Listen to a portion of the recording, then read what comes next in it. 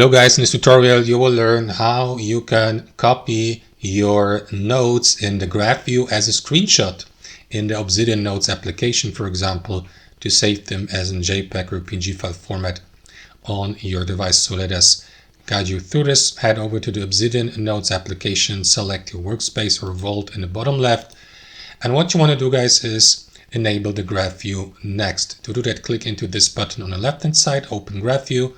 That is going to open the graph view, for example, here on in that right half. For example, if you have split your tabs here, you can split these to the right or down, and that way navigate through your notes on the left half and also see the graph view of your notes to the right. You can also adjust the size here of each half.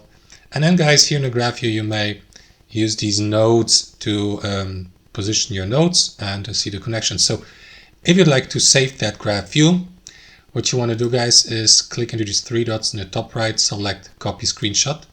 This is going to copy your graph view as a screenshot to your clipboard.